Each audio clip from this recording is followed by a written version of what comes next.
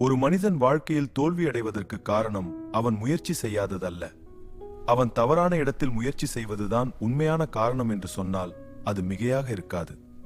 பலருக்கு தங்கள் வாழ்க்கையில் ஏன் முன்னேற்றம் இல்லை என்று புரியாமல் குழப்பமாக இருக்கும்.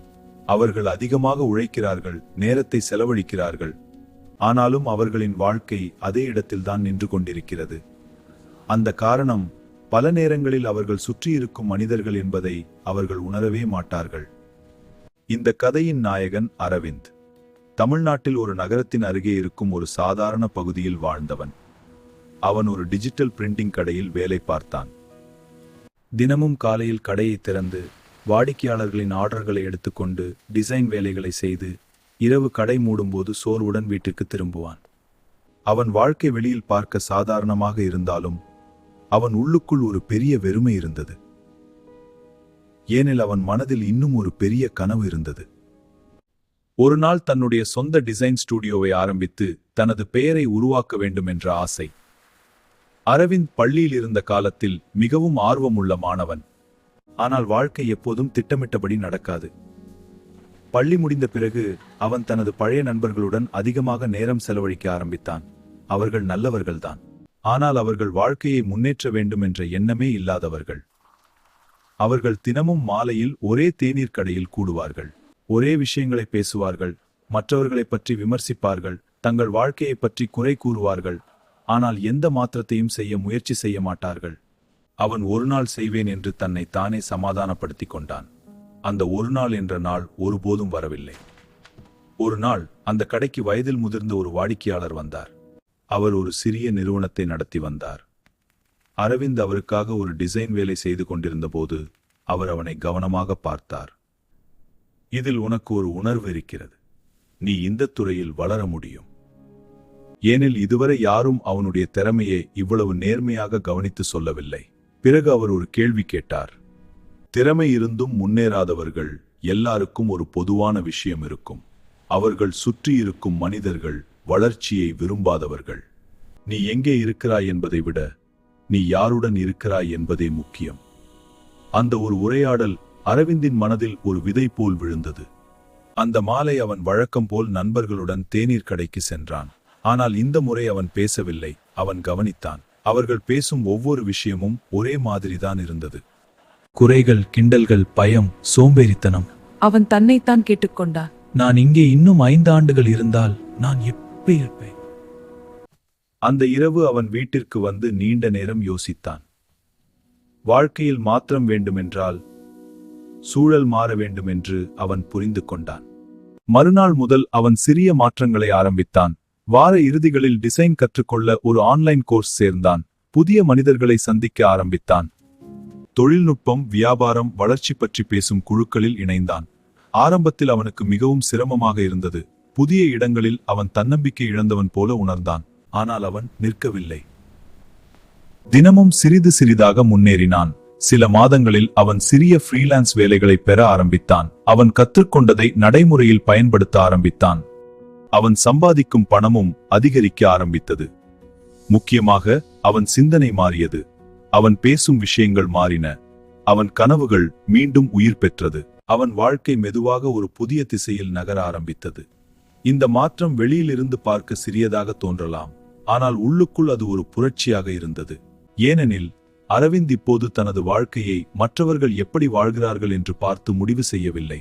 அவன் தன் வாழ்க்கையை எப்படி வாழ வேண்டும் என்று தீர்மானிக்க ஆரம்பித்தான். ஏனெனில் அரவிந்த் இப்போது தனது வாழ்க்கையை மற்றவர்கள் எப்படி வாழ்கிறார்கள் என்று பார்த்து முடிவு செய்யவில்லை. அவன் தன் வாழ்க்கையை எப்படி வாழ வேண்டும் என்று தீர்மானிக்க ஆரம்பித்தான். அவன் படிக்கும் புத்தகங்கள் மாறின. அவன் பார்ப்பது, கேட்பது, பேசுவது எல்லாம் மாற ஆரம்பித்தது. அவன் தனது நாளை திட்டமிட ஆரம்பித்தான். அவன் நேரத்தை மதிக்க ஆரம்பித்தான். தேவையில்லாத உரையாடல்களை குறைத்தான். அவன் தினமும் குறைந்தது ஒரு புதிய விஷயம் கற்றுக்கொள்ள வேண்டும் என்று தன்னுடன் ஒரு உடன்பாடு செய்தான். காலையில் எழும் நேரத்திலிருந்து இரவு உறங்கும் நேரம் வரை அவன் செய்யும் செயல்களில் ஒரு விழிப்புணர்வு உருவானது. இது அவனை மற்றவர்களிடமிருந்து வேறுபடுத்தியது. அவன் சுற்றத்தில் புதிய மனிதர்கள் சேர ஆரம்பித்தார்கள். அவர்கள் அவனை விமர்சிக்கவில்லை, அவர்கள் அவனை சவால் செய்தார்கள்.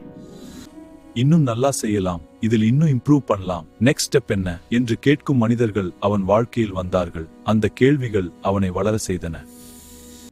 அந்த சூழல் அவனை மாற்றியது. அதே நேரத்தில் அவன் பழைய நண்பர்களுடன் இருக்கும்போது அவனுக்கு ஒரு வித்தியாசமான உணர்வு தோன்ற ஆரம்பித்தது. முன்பு சிரிக்க வைத்த விஷயங்கள் இப்போது அவனுக்கு சின்னதாக தோன்றியது. முன்பு அவன் கலந்து கொண்ட பேச்சுகள் இப்போது அவனை சோர்வடைய செய்தது. அவன் உணர்ந்தான், வளர்ச்சி என்பது சில நேரங்களில் தனிமையை கொண்டு வரும். ஆனால் அந்த தனிமை தற்காலிகம். அது உன்னை ஒரு புதிய உலகத்திற்கு அழைத்துச் செல்லும். ஒரு நாள் அவன் தன்னுடைய முன்னேற்றத்தை திரும்பி பார்த்தான். சில மாதங்களுக்கு முன்பிருந்த அவனும் இப்போது இருக்கும் அவனும் இருவரும் வேறு மனிதர்கள் போல இருந்தார்கள். மாற்றம் மெதுவாக நடந்தாலும் அதன் தாக்கம் மிகப்பெரியது. அவன் இனி வாழ்க்கையை பயந்து பார்க்கவில்லை, அதை உருவாக்க வேண்டிய ஒரு வாய்ப்பாக பார்க்க ஆரம்பித்தான். வாழ்க்கையில் பெரிய மாற்றங்கள் ஒரு நாளில் நடக்காது. ஆனால் சரியான மனிதர்களுடன் செலவழிக்கும் சிறிய நேரங்கள் சேர்ந்து ஒரு பெரிய மாற்றத்தை உருவாக்கும். நீ தினமும் யாருடன் பேசுகிறாய், யாருடன் சிரிக்கிறாய், யாருடன் நேரம் செலவழிக்கிறாய் என்பதே உன் எதிர்காலத்தை அமைக்கிறது. அவன் பழைய நண்பர்களை முழுமையாக விட்டுவிடவில்லை. ஆனால் அவன் அவர்களுடன் செலவழிக்கும் நேரத்தை குறைத்தான். சிலர் அதை புரிந்து கொண்டார்கள், சிலர் அவனை விமர்சித்தார்கள். ஆனால் அரவிந்த் இப்போது தெளிவாக இருந்தான். வாழ்க்கையில் முன்னேற வேண்டுமெனில் தன்னை உயர்த்தும் சூழலில் இருக்க வேண்டும் என்று. நீ மாறிவிட்டாய். நான் மாறவில்லை, நான் வளர ஆரம்பித்தேன் என்று பதிலளித்தான். அந்த பதில் அந்த நண்பனையும் சிந்திக்க வைத்தது. இந்த கதை ஒரு மனிதன் தனது வாழ்க்கையை மாற்றிய கதை மட்டுமல்ல, இது ஒரு உண்மை. நாம் தினமும் யாருடன் இருக்கிறோம், யாரின் வார்த்தைகளை கேட்கிறோம், யாரின் எண்ணங்களை ஏற்கிறோம் என்பதே நம்மை உருவாக்குகிறது. நல்ல புத்தகங்கள், நல்ல வீடியோக்கள் எல்லாம் உதவும். ஆனால் நம்மை சுற்றியுள்ள மனிதர்களின் தாக்கம் அதைவிட பலமாயிருக்கும். எனவே வாழ்க்கையில் முன்னேற்றம் வேண்டுமெனில் முதலில் உன்னுடைய சுத்தத்தை பாரு. உன்னை முன்னேற்றம் செய்யாத சூழலில் இருந்து மெதுவாக வெளியேறு. உன்னை சவால் செய்யும், உன்னை ஊக்குவிக்கும், உன்னை வளர்க்கும் மனிதர்களுடன் சேர்ந்து நட.